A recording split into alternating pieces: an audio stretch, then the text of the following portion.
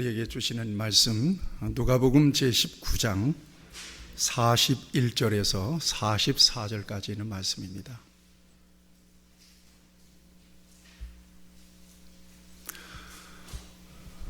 이 기록된 계시의 말씀을 제가 봉독할 때에 우리 주님께서 여러분들에게 주의 음성으로 들려주시길 바랍니다. 가까이 오사 성을 보시고 우시며 이르시되 너도 오늘 평화에 관한 일을 알았더라면 좋을 뻔하였거니와 지금 네 눈에 숨겨졌도다. 날이 이를지라 네 원수들이 토둔을 쌓고 너를 둘러 사면으로 가두고 또 너와 및 그 가운데 있는 네 자식들을 땅에 메어치며 돌 하나도 돌 위에 남기지 아니하리니 이는 네가 보살핌을 받는 날이 나를 알지 못함을 인함이라 하시니라. 아멘. 오늘은 예수님의 눈물이 내 눈물이었으면 좋겠다. 예수님의 눈물이 내 눈물이여라. 제목 한번 따라서 해볼까요? 예수님의 눈물이 내 눈물이여라. 여러분 최근에 언제 눈물을 흘려 보신 적이 있으신가요? 한번 생각해 보세요. 내가 울었던 적이 언젠가? 내 눈에서 눈물이 났던 적이 언젠가? 눈물이 났던 적이 있다면 언제, 무슨 일로 눈물이 났습니까? 언제, 무슨 일로? 그러고 보니까 참 울어본 적이 꽤 오래된 것 같다. 그렇게 느끼신다면 아마도 굉장히 많이 긴장하고 사신 것이 틀림이 없습니다. 밥 소르기 목사님이라고 계십니다. 유명한 예배학자이면서 설교가고 조술가인데요. 내 영이 마르지 않는 연습이라고 하는 책에 우리가 눈물을 흘리는 이유라고 하는 다음과 같은 글이 있습니다. 눈물은 순수하다. 가식이 없다. 기도할 때 거짓으로 눈물을 흘리는 사람은 없다.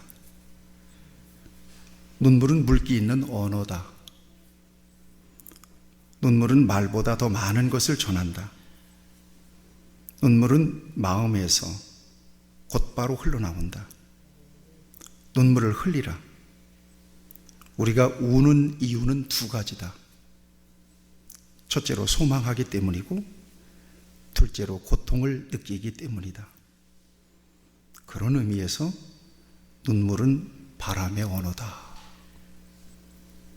어쩌면 눈물에 대해서 이렇게 기가 막히게 표현을 해 놓으셨을까 하는 생각을 하면서 이 글을 읽어보았습니다.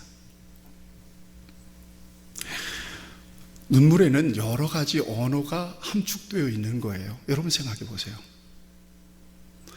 지금 예배를 드리고 있는데 여러분들 가운데 어떤 분이 훌쩍훌쩍 울고 있는 모습이 내 눈에 들어왔다고 생각해 보세요. 저는 여러 가지를 생각할 거예요. 오늘 예배에 감동이 넘치나? 목사님의 설교가 굉장히 은혜롭나? 아니면 무슨 어려운 일을 만나셨나? 무슨 슬픈 일을 만나셨나? 여러 가지 그 눈물이 주는 메시지가 엄청나게 다양한 거예요. 여러분 기뻐서 울기도 하잖아요. 슬퍼서 울기도 하잖아요. 안타까워서 울기도 해요. 또 고통이 지나치면 울기도 합니다. 중요한 건 그 눈물에는 진실이 있다는 거예요. 눈물이 거짓이 있는 경우는 거의 없습니다. 물론 거짓 눈물도 있어요. 이걸 악어의 눈물이라고 부르잖아요. 그러나 대부분의 눈물은 순수하고 진실해요. 믿거나 말거나 저도 눈물이 많아요. 제가 감성이 있으니까 시도 쓰고 글도 쓰는 것 같아요. 사물을 보더라도 그냥 보질 않죠. 그 이면까지 보고 그 상황을 그려보는 거죠. 어떤 사람에게 고통을 만나면 그 고통을 이렇게 제 감정으로 이입시켜서 한번 느껴보는 거죠. 눈물이 나는 거예요. 책을 볼 때나 영화를 볼 때나 또 어떤 경우 말을 할 때도 눈물이 북받쳐서 말을 못하는 경우도 있어요. 길을 갈 때도 눈물이 나고 혼자 차를 운전하면서도 울 때가 많아요. 그 눈물에 저는 여러 가지가 제 마음의 감정이나 제 마음의 소원이나 제 마음의 안타까움이나 그 모든 여러 가지가 그 눈물 속에 담겨 있다고 생각하고, 저는 하나님을 대하여 이 같은 눈물이 내 안에 있었으므로 하나님께서 오늘까지 저를 봐주셨고, 또 하나님께서 부족함에도 불구하고 저를 살려주셨고 저를 지금도 사용하신다고 믿습니다. 저를 불쌍히 여기고 계시는 것이 저의 눈물에 있었다라고 여러분들 앞에 고백을 드립니다. 여러분, 성경을 쭉 보면 하나님은 굉장히 눈물을 좋아하신다는 거 아시나요? 개인적으로 제가 어떤 일에 있어서 하나님 앞에 진정으로 가난한 마음으로, 마음이 가난해져서 하나님 앞에 눈물로 구한 것들을 응답받지 못한 것이 없어요. 하나님 앞에 무엇인가를 구할 때 마음이 가난해져. 이 가난해졌다는 것은 하나님의 은혜가 아니면 나는 안 되는 거 아시죠? 나는 하나님이 아니면 답이 없는 인생인 것을 아시죠?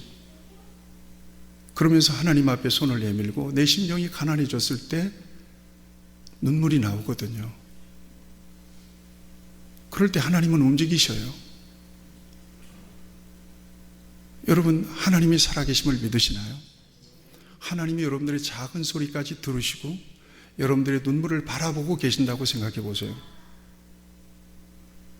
눈물로 기도하면, 가난한 마음으로, 순수한 마음으로 하나님 앞에 기도하면 반드시 하나님은 응답해 주세요.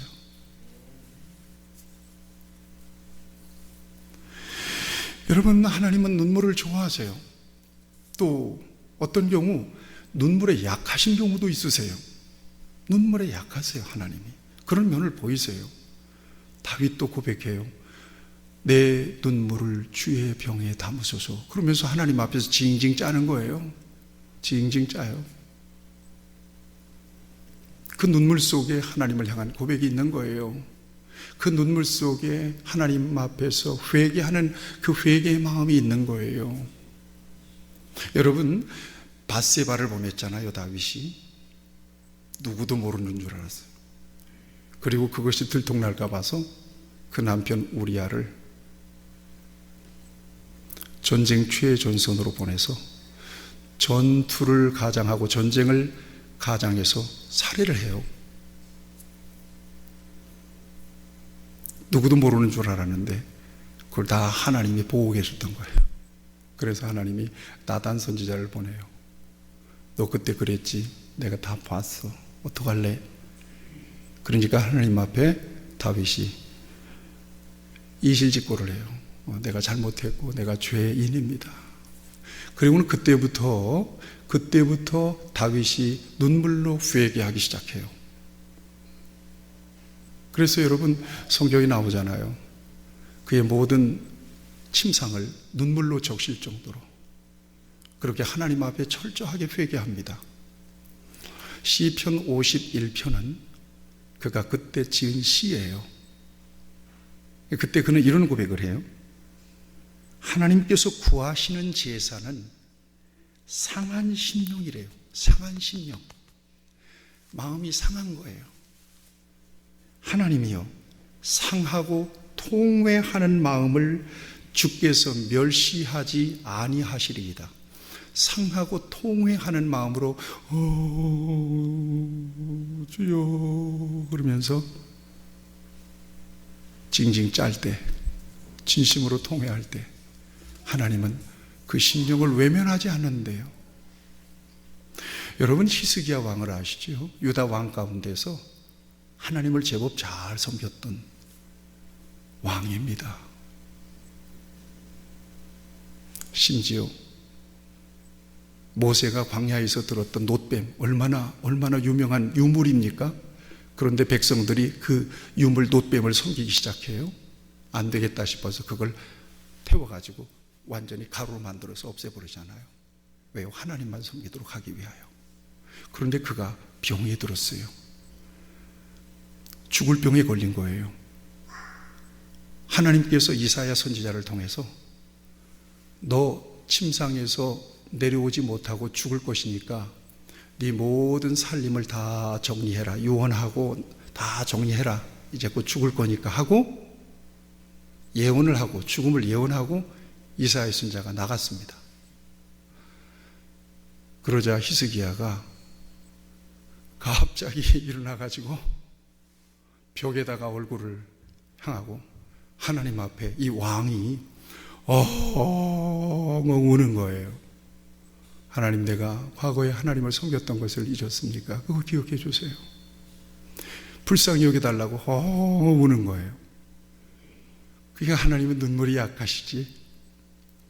너 죽을 거다 하고 예언을 하고 채 성읍도 빠져나가기 전에 하나님은 다시 이사야 선지자를 세워요. 야, 내 종 히스기야에게 다시 돌아가라. 그러면서 주신 말씀이 내가 네 눈물을 보았고 내가 너의 기도를 들었노라. 같이 고백합시다. 내 눈물을 보았고 내 기도를 들었노라. 그러면서 15년 동안이나 소환을 연장시켜 주세요. 하나님은 눈물을 좋아하기도 하고 눈물에 약하기도 하신 모습을 성경은 이처럼 보여주고 있습니다. 하나님 앞에 장황하게 기도해야 하나님께서, 논리적으로 기도해야 하나님께서 들으실까요? 그렇지 않습니다. 어느 시골 교회에 어느 집사님이 새벽에 일찍이 나와가지고 새벽 기도도 하기 전에 엎드려서 그렇게 울부짖더래요. 다른 말도 아니야. 하나님 아시지요, 하나님 아시지요. 그러면서 계속 통곡을 하더래요. 여러분 생각해 보세요. 저 우리 나은이가 꼭 엄마 나 우유가 먹고 싶은데 우유 온도를 미지근하게 해가지고 좀 잘 섞어서 조금 이번에는 한 숟갈 더 해가지고 좀 타서 나를 주면 안 돼? 이렇게 해야만 듣습니까? 그냥 한번 울면 끝나는 거예요. 아, 제가 배고파서 우나 보다. 하나님과의 우리와의 관계를 하나님은 결코 복잡하게 만들어 놓지 않으셨어. 이게 은혜예요. 꼭 말을 해야 한다고 아십니까? 하나님 앞에서 여러분들의 마음 그 상한 심령 가지고 가서 그냥 우세요. 그러면 제가 왜 와서 저렇게 우는지 하나님이 모르시겠습니까? 하나님이 아시죠. 그럴 때 하나님께서는 내 눈물의 이유를 아시기에 나를 위해서 그때부터 일하시기 시작하는 거예요. 내가 왜 우는지 그 눈물을 씻어주기 위하여, 그 눈물을 거두어 주시기 위하여 하나님은 일하시기 시작하는 거예요. 여러분, 눈물이 있는 성도들이 되기를 축복합니다. 네, 오늘 본문에 예수님께서 우세요. 예수님이 아쉬울 게 있어서 우셨나요? 분명히 예수님께서 우셨다고 그랬거든요.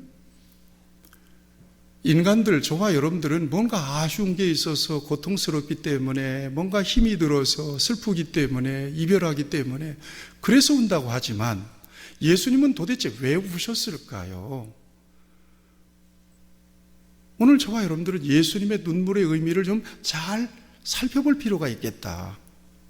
이 예수님은 왜 우셨을까? 물론 인간이셨기 때문에 우신 것이 맞아요. 예수님은 인성을 가지신 분이셨기 때문에 그래서 우셨어요.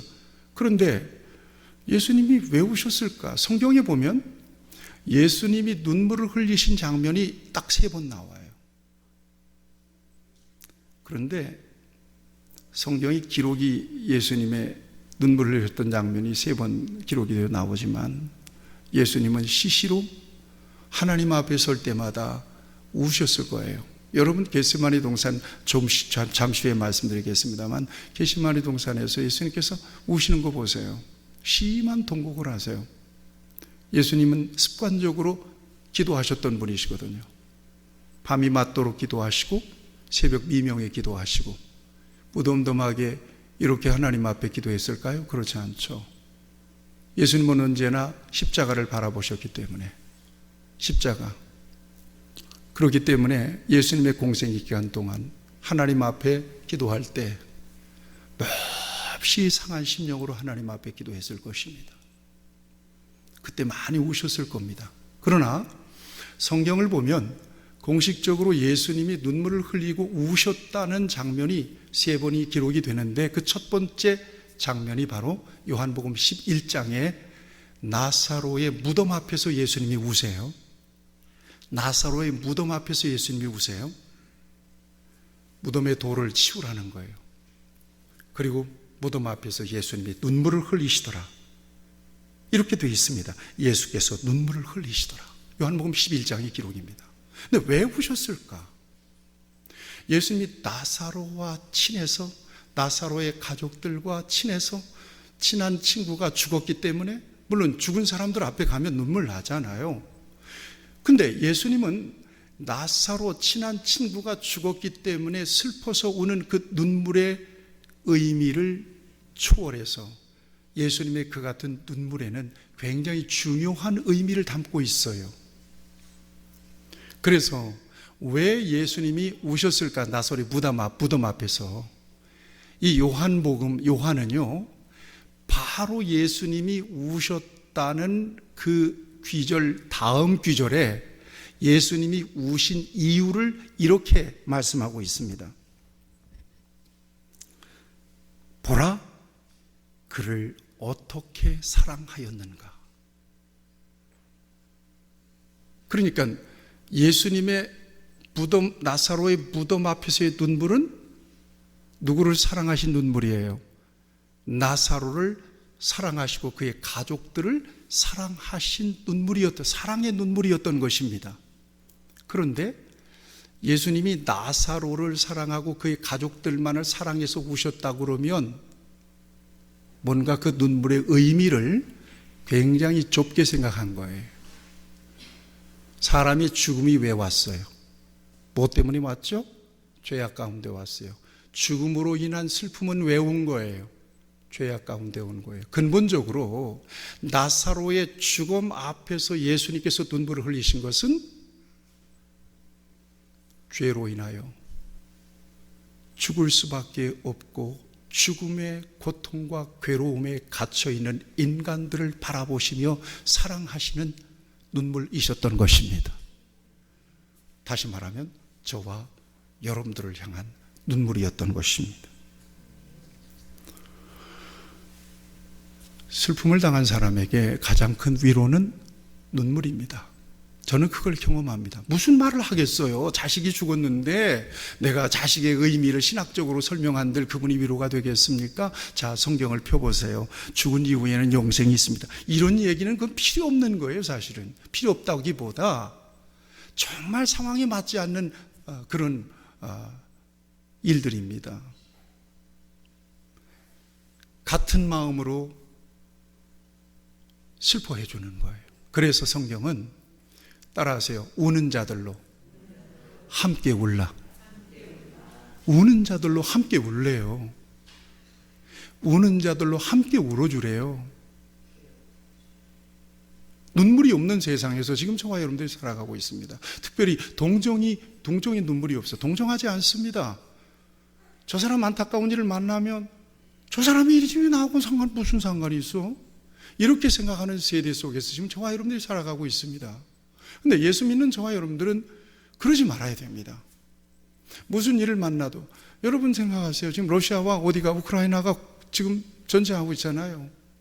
여러분, 러시아와 우크라이나가 전쟁을 해서 수많은 어린아이들이 죽고 지금 수많은 러시아 병사들이 죽어가고 수많은 우크라이나의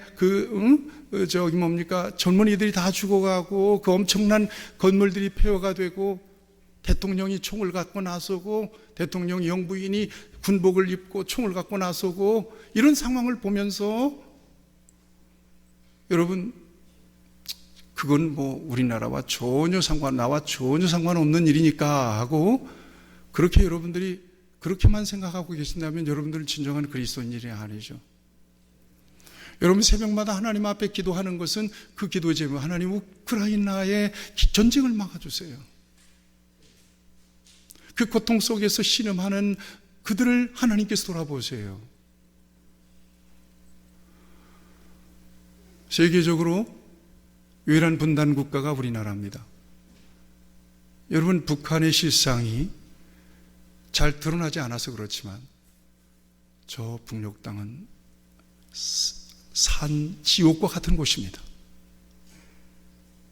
이렇게 표현하면 어쩔지 몰라도 거기는 넓은 감옥과 같은 곳입니다. 그 정도로 공산주의 체제는 엄청납니다. 그 속에서 북한 주민들이 무슨 잘못이 있습니까? 잘못된 이념, 이데올로기, 사상, 악한 정권 때문에 그렇게 신음하면서 고통받고 있지 않습니까? 그러면 기독교인들의 양심을 따라 그 일은 내 일이 아니니까 강 건너 불구경하듯이 그렇게 바라봐야 하는 것입니까? 그건 아닙니다. 그러고 보면 세상의 그리스도인으로서 그리스도인이 되었다는 것은 예수님의 심장을 가졌다는 것인데, 예수님의 심장을 가진 사람으로서 저와 여러분들이 울어야 될 일은 너무나도 많은 거예요. 여러분, 한 주간 세상을 살면서 얼마나 많은 사람들과 접촉하며 살았습니까? 그 중에는 믿는 사람도 있었고 안 믿는 사람도 있습니다. 믿는 사람으로서의 기준으로 그를 바라봤을 때 어떻게 저렇게 사나? 저 사람도 늙고 곧 병들고 세상을 떠날 텐데 어떻게 저렇게 사나? 그 사람과 나와 전혀 관련이 없기 때문에 그 사람의 영혼에 대해서, 그 사람의 인생에 대해서 전혀 책임이 없는 것입니까? 그렇지 않죠. 적어도 이 땅의 교회, 이 땅의 그리스도인의 심장을 가진 하나님의 사람들은 불신앙 속에서 방황하며 그 죄악 가운데서 오늘 저와 여러분들은 힘들고 어려운 일을 만나면 새벽에 나와서, 저녁에 나와서 하나님을 부르짖기라도 하죠. 하나님께 모든 인생의 부담을 떠넘기기라도 하죠. 그런데 그 사람들은 온통 모든 짐을 자기가 지고 그러고 비틀거리며 살거든요. 인생을 운에 맡겨서 산단 말이에요. 운명에 맡겨서 산단 말이에요. 여러분 생각해 보세요. 눈물 나는 일입니다. 나사렛 무덤 앞에서 예수님의 눈물은 바로 그 같은 죄로 인하여 고통 속에서 신음하는, 전쟁하는, 피 흘리는 그 세대와 백성들을 향한 사랑의 눈물이었다라고 하는 사실을 저와 여러분들이 놓쳐서는 안 될 것입니다. 오늘 우리 교회도 코로나 환자들이 많이 생기고 있습니다. 이젠 점점 가까이 조여오고 있다는 느낌입니다. 박 목사도 언젠가는 걸릴 수도 있다. 여러분 그런 생각 가지세요. 코로나 환자가, 코비드 환자가 생기거든. 아, 감기 걸리셨구나. 이렇게 생각하세요. 누구나 감기 걸릴 수 있지 않습니까? 그런데 안타깝죠. 여러분 일주일 동안 감기 걸린 것도 걸린 거지만 여러분 방에 갇혀서 일주일 동안 있는다는 게 보통 힘든 일이 아닐 겁니다. 얼마나 힘들어요. 문을 못 열어요. 이 감옥살이 일주일 하는 거거든요. 그래도 일주일로 줄어들었으니 다행이지. 새벽에 하나님 앞에 기도하는데 그들을 위해서 하나님 눈물을 주셔요. 기도하게 하세요. 안타까움이 있습니다. 어려운 시대에 슬픔을 당한 사람들, 나아가서 정말 죄악 속에서 저게 죄인지도 모르고 방황하는 사람들, 귀한 영혼들, 그리고 인생을 좌충우돌로 살아가는 거예요. 여러분, 하나님과의 관계 연결고리가 끊기면 마치 연줄이 끊어진 것과 같아요. 연줄이 끊어졌어요. 높이 나는 연줄이 탁 끊겼어요. 한동안은 풀럭거리면서 자유롭겠죠. 그러나 그 연이 어떻게 되겠어요? 그러나 그걸 모른단 말이에요. 풀럭거리면서 지금 인생이 추락하고 있는데, 저 깊은 지옥으로 추락하고 있는데 자기만 몰라요. 아직은 풀럭거리고 있거든요. 이게 자기 인생이 곤두박질 치고 있다는 사실을 모르는 거예요. 그런데 저와 여러분들은 알아요, 몰라요? 알잖아요. 그러니 그 영혼들을 바라볼 때 슬퍼요, 안 슬퍼요? 슬프단 말이에요. 그래서 흘리는 눈물이 바로 나사로의 죽음 앞에서 흘리는 눈물이었던 거예요. 두 번째, 예수님께서 두 번째 눈물을 흘리신 장면이 겟세마네 동산에서의 눈물이에요. 여러분, 지금 우리가 누가복음을 묵상하고 가잖아요. 여러분, 영혼의 아포리즘을 다 보시죠? 나 부지런히 찍고 있는데 안 보시는 분들 어쩌다 한번 운전하고 가다가 틀어놓으세요. 내 얼굴 보라는 얘기 아니에요. 들어보세요. 그러면 앞부분쯤에 기독교 신앙에 있어서 굉장히 중요한 골자가 들어가요. 저는 균형 잡힌 신학을 원합니다.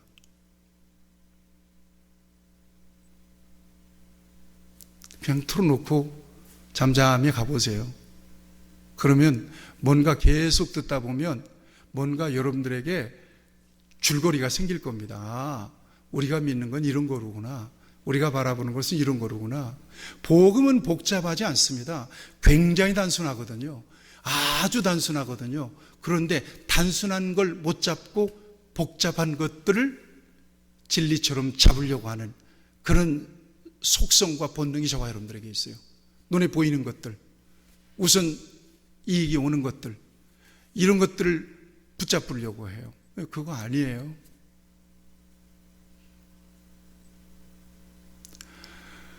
여러분,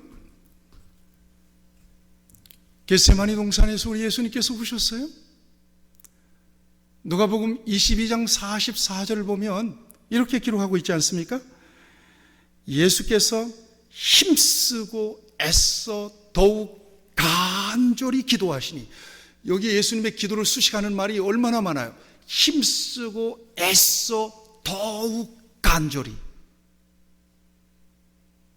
그러더니 예수님의 이마에서 땀이 터져 나오는데 그 땀이 땅에 떨어질 때는 핏방울이 되어버렸다는 거예요.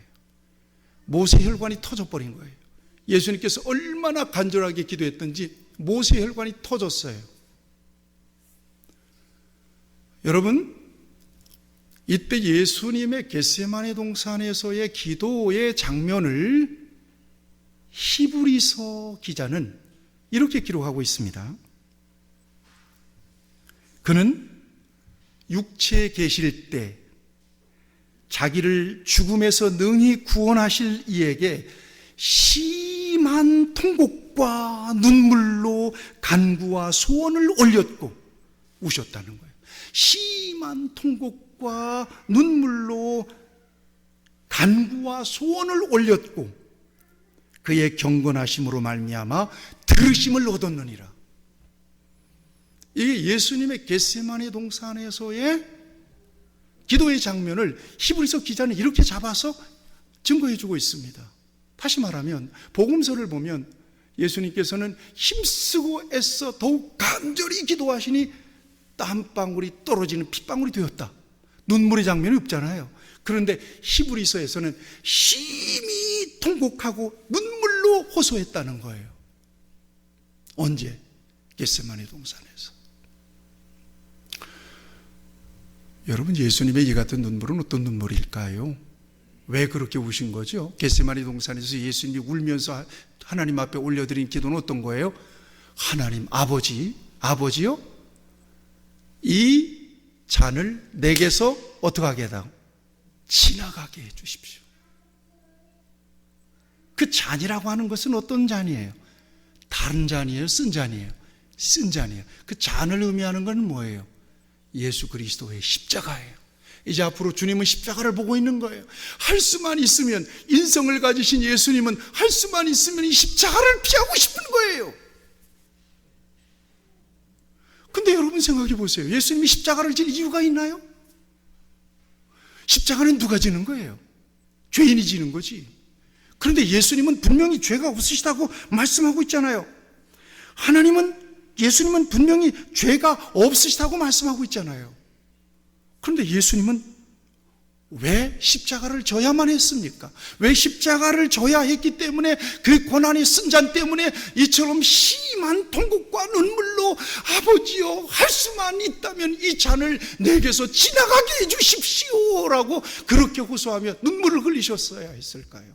그것은 바로 저와 여러분들의 죄 때문입니다. 이해하시죠?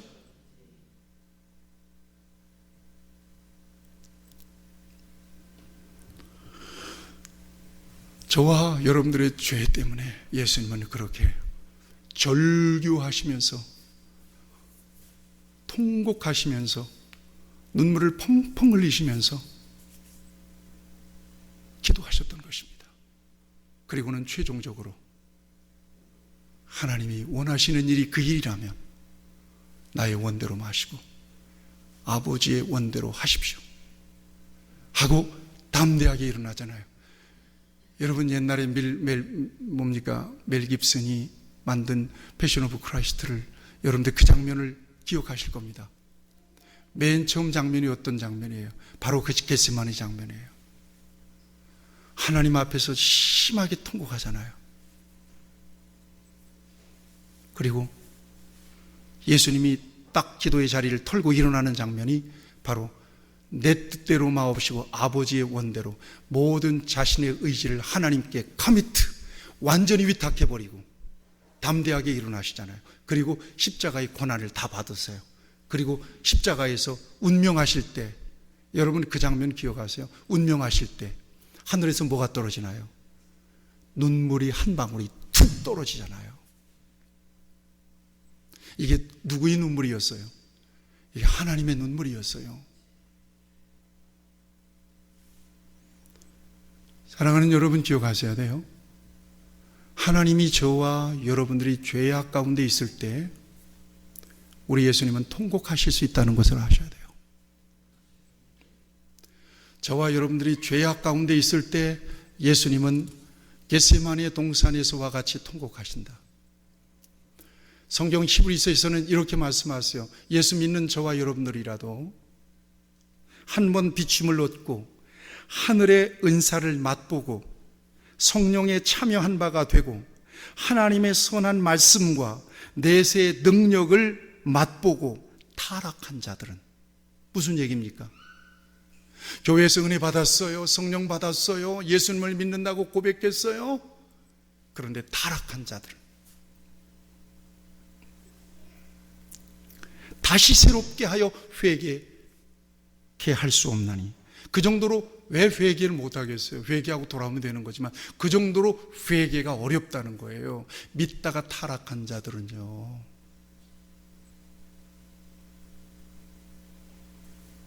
이런 말씀이 있어요. 회개케 할 수 없나니 이는 하나님의 아들을 다시 십자가에 못 박아 현저히 욕을 보임이라. 무슨 얘기입니까? 믿는 저와 여러분들이 세상에 나가서 타락하고 죄를 저지르면요, 예수님을 다시 십자가에 못 박아 현저하게 욕을 보이는 일이랍니다. 그게. 그런 예수님의 괴로움이 얼마나 크겠느냐. 여러분, 저를 따라서 하세요. 죄를 무서워하라. 죄를 거부하라. 죄를 피하라. 할 수만 있거든 그렇게 하셔야 돼요. 아멘. 그래서 아이고 목사님, 나 회사 직원들 뭐 이렇게 해서 회식도 하고 하는데 뭐 분위기상 내가 가서 그래도 술은 안 먹어도, 여러분 꼭 술 먹는 것이 죄냐? 이것 따지기 전에 우리는 어떤 환경이든지 죄를 저지를 수 있는 환경을 피해야 되니까요. 그런 경우에 피치 못해서 따라가는 경우가 있다. 이럴 때는 누구 핑계를 대라고 그랬습니까? 예, 저의 핑계를 대면 됩니다. 저 지금 우리 교회 목사님이 곧 운명하신다고 연락이 왔습니다. 그리고 얼른 빠져나오면 됩니다. 그러면 얼른 가 그러죠. 가봐야 되겠습니다. 그러면 다음에는요, 이분들은 술 마시느라고 다 잊어버렸어요. 그러니까 또 운명을 시키는 거죠. 이제는 이제 그때 살아났고 이제는 중환자실에 계십니다. 이렇게 해버리면 되는 거예요. 제 핑계를 대는 거죠. 그래서라도 빠져나와라는 거예요. 지혜롭게. 여러분, 중요한 것은 저와 여러분들이 범죄할 때 예수님은 겟세마네 동산에서 십자가를 앞에 놓고 통곡하셨던 그 눈물을 다시 흘린다. 그렇게 생각하면 죄를 두려워하셔야 돼요. 죄를 무서워하셔야 돼요. 자, 예수님의 눈물 가운데 오늘 본문에서 우리가 좀 주목해보고자 하는 눈물이 있습니다. 이 눈물은 바로 예루살렘 성을 바라보면서 우시는 눈물이었습니다. 예수님은 지금 예루살렘 성에 올라가셨어요. 그리고 성을 바라보시면서 예수님이 눈물을 흘리세요. 분명히 오늘 본문 말씀 41절을 같이 한번 보세요. 41절을 보겠습니다. 가까이 오사 무엇을 보시고 성을 보시고 우셨다. 그런데 예수님의 이 같은 눈물은 좀 달라요. 오늘 눈물은요, 나사로의 무덤 앞에서 예수님이 울었다는 그 울었다는 동사를 보면 조용히 입 딱 다물고 조용히 눈물만 흘리시는 울음이셨습니다.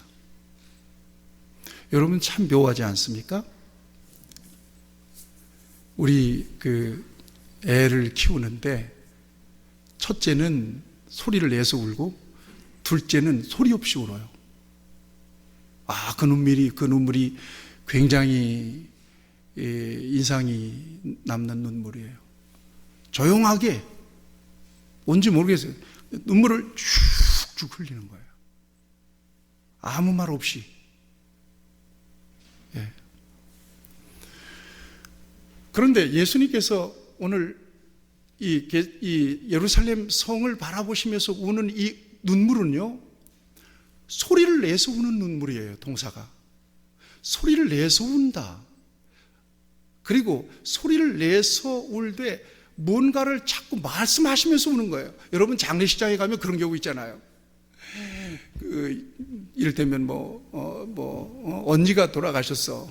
근데 동생이 와서 우는데 언니 그때 그랬지 막 그러면서 울면요, 옆에 사람들 정말 슬퍼요. 같이 안 울면 그건 정말 뭔가 이상한 사람이에요. 그때 나하고 뭐 한다고 했잖아 언니, 그때 그랬지, 고생만 하더니 그렇지 막 그러면서.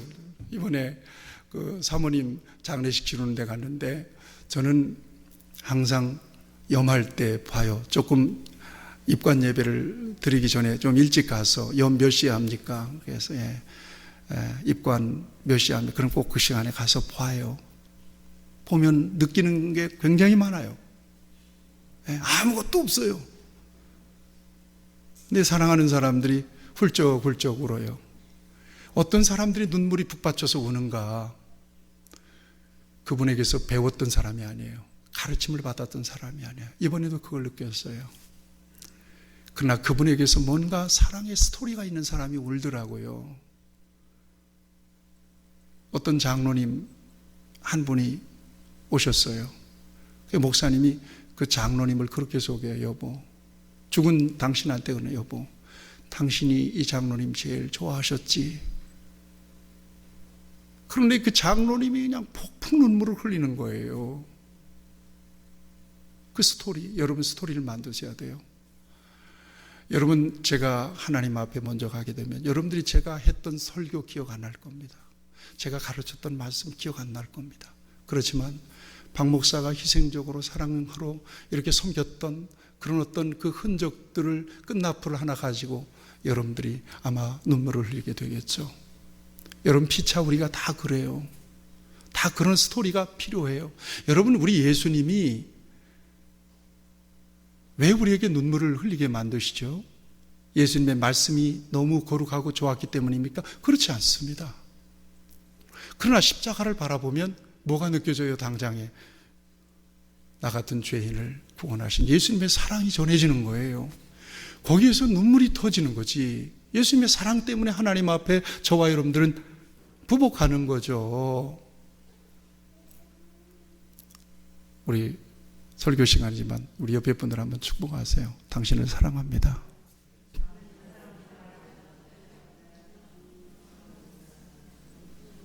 뭔가 희생 내지는 섬김 내지는 사랑으로 곁에 있는 사람들에게 각인시켜 주세요.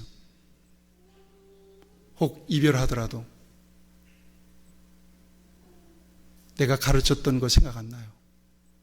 나와의 그 같은 관계 속에서의 어떤 그 스토리 때문에 안타까워하고 나를 기억하고 내가 기쁠 때 같이 기뻐할 수 있고 슬플 때 같이 슬퍼할 수 있는 거예요. 자, 오늘 우리 예수님께서는 엉엉 울면서 기도하셨어요. 근데 울면서 기도하신 내용이 뭡니까? 여기 보세요. 여기 보세요. 이 42절 말씀을 보시겠습니다. 이르시되 너도 오늘 평화에 관한 일을 알았더라면 좋을 뻔하였거니와 지금 네 눈에 숨겨졌도다. 평화에 관한 일을 알았으면 좋았을 뻔했는데 숨겨졌다는 거예요.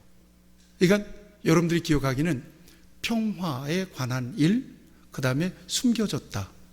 그러니까 이 예수님의 눈물은 슬픔의 눈물이기도 하고 안타까움의 눈물이기도 해요. 그런데 똑같은 병행 규절이 마태복음, 누가복음에서도 나와요.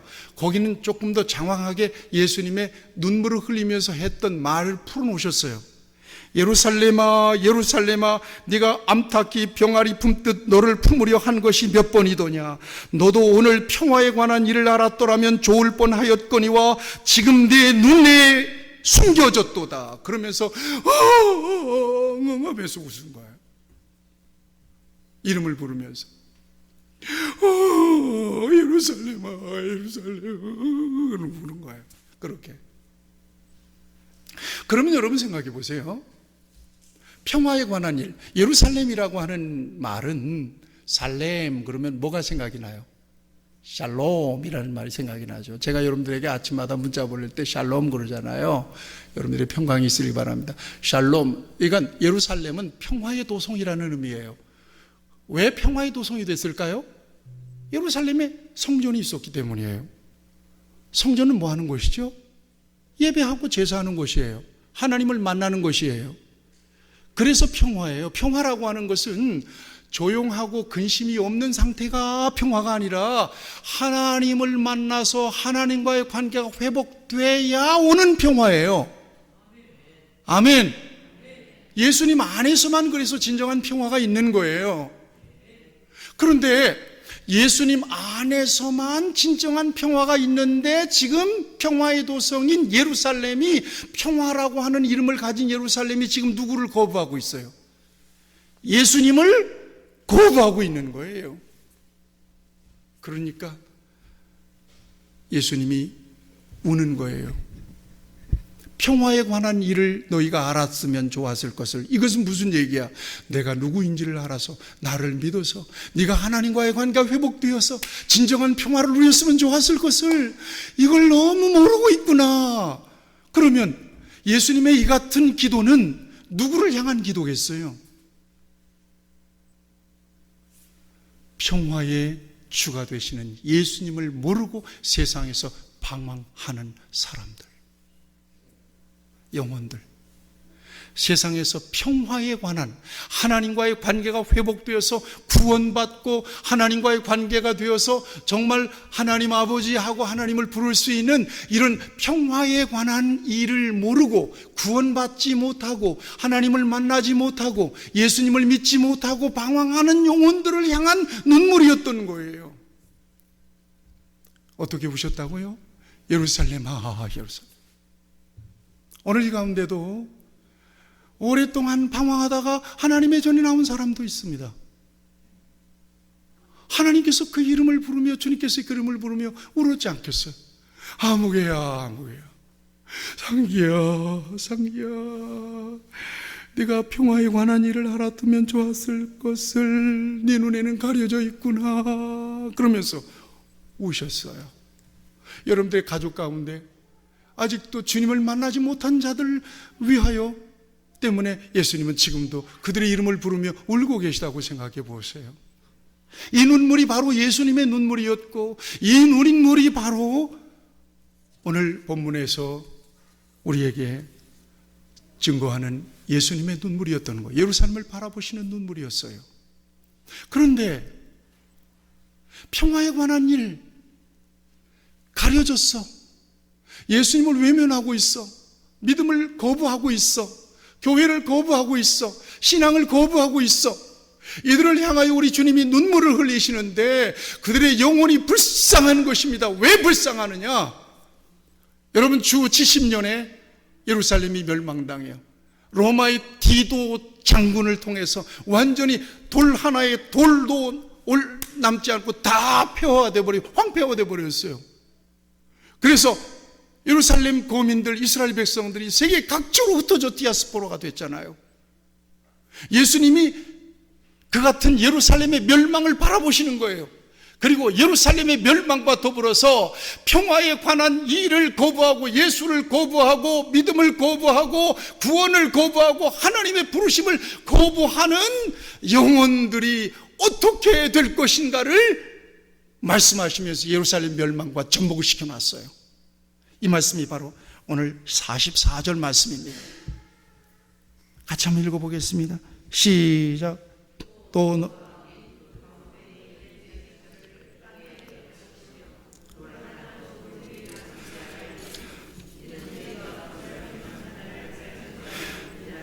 네, 그렇습니다. 날이 이를지라 네 원수들이 토둔을 쌓고 너를 둘러 사면에 가두고 이렇게 처참하게 예루살렘이 멸망당할 것이고 그 영혼이 멸망당할 것을 예수님은 바라보시면서 예루살렘아 예루살렘아 아무개야 아무개야 하면서 울고 계셨던 것입니다.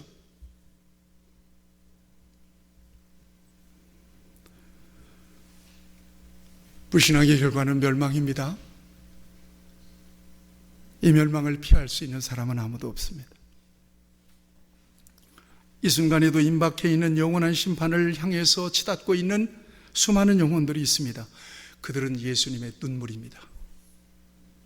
사랑하는 여러분, 저와 여러분들에게 이 같은 예수님의 눈물이 필요합니다.